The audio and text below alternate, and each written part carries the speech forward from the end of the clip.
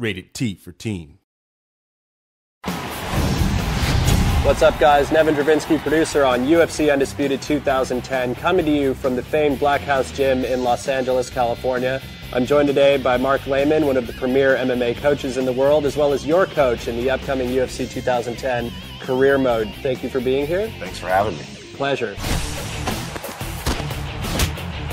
So Mark, obviously one of the most noticeable combat improvements that we did this year was the concept of sways, where we're now able to duck and lean. Well, swaying allows you to see your opponent's attack and then dip out of the way so you're not getting hit with it, and it also allows you to come back with a counterattack. And there's some great examples of this, like Anderson Silva used this masterfully against Forrest Griffin in UFC 101, where he's able to... It was a clinic, right? Yeah, it was pretty insane. And you mentioned the fact of countering off of the sways, and that's one of the really important aspects of the system in the Undisputed game. Yeah, it really brings the octagon closer to the fan.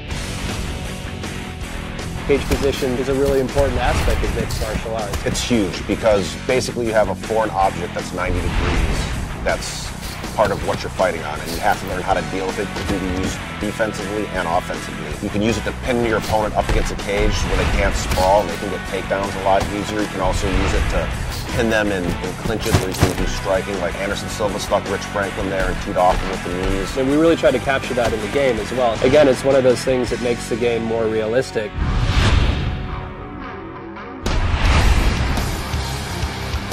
And Mark, you know, one of the things that I'm most pleased with in terms of improvements that went into the 2010 product was the submission system. You know, last year in 2009, we had this very sort of static state of animations where, you know, there'd be this initiation of a submission. Enough of your technical bull. Right. Basically what happened, I got to play the game, and it's awesome.